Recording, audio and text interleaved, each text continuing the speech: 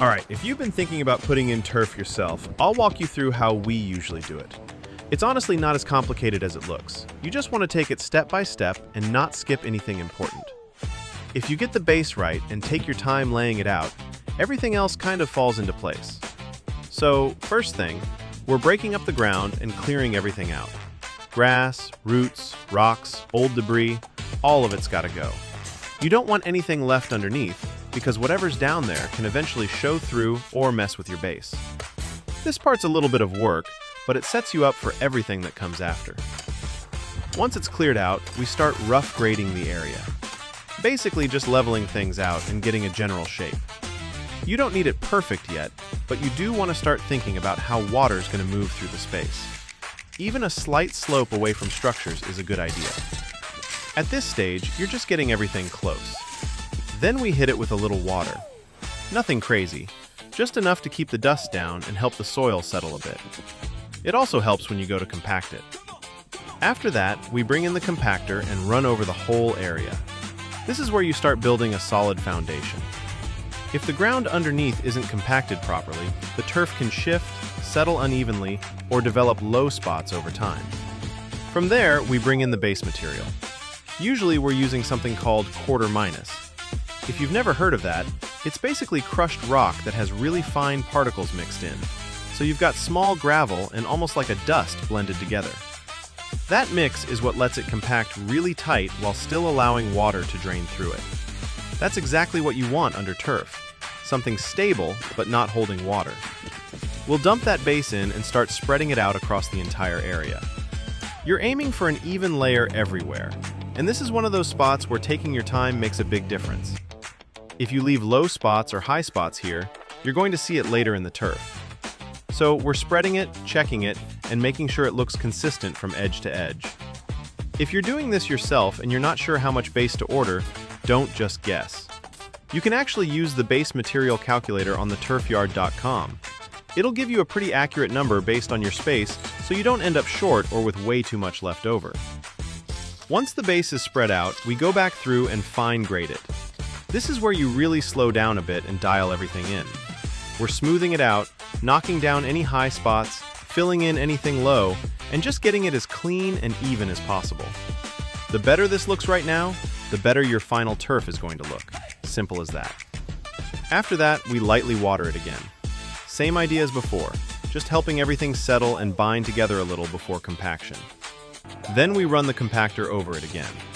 This is your final base compaction, and at this point it should feel really solid under your feet.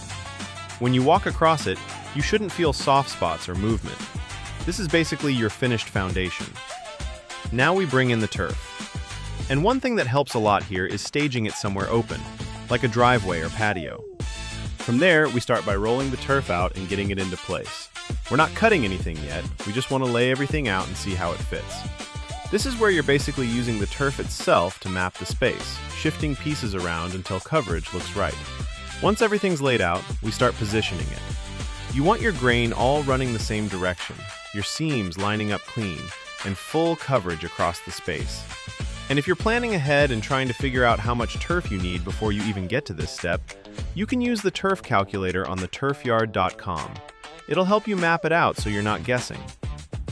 Once everything's laid out and sitting where we want it, we'll make a few rough cuts just to make it more manageable. After that, we stretch the turf out and pin the corners. This step really helps everything settle into place. You want it pulled tight so you don't end up with wrinkles later. Now we go back through and start cutting around any obstacles, edges, borders, posts, whatever's in the area. This is where you slow down a bit and take your time. Cutting from the backside gives you way more control, and you can really dial in those tighter spots so everything fits clean. Once that's looking good, we move into seaming. This is where you're bringing multiple pieces together so it looks like one continuous surface. You want to make sure your edges are lined up right, your grain's consistent, and nothing looks forced. When it's done right, you shouldn't really notice where one piece ends and the next begins.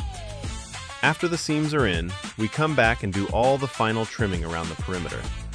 This is where everything really sharpens up. Nice clean edges, everything fitting tight against borders or hardscape. It's one of those steps that makes a big difference in how the finished job looks. Then we go through and nail everything in, especially around the edges and anywhere that needs to stay locked down. This is what keeps the turf from shifting over time and holds everything exactly where you set it. Once it's secured, we add infill. This helps weigh the turf down, keeps the blades standing up, and just gives it that more natural feel underfoot. You want to spread it evenly so the whole surface looks consistent. After that, we run a power broom over it. This brushes the fibers up, spreads the infill in, and really brings the turf to life. You'll see a big difference here. It goes from looking flat to looking full and finished. And that's pretty much it. At this point, everything's in, cleaned up, and looking the way it should. If you take your time on the layout and don't rush those detail cuts and seams, it all comes together really clean.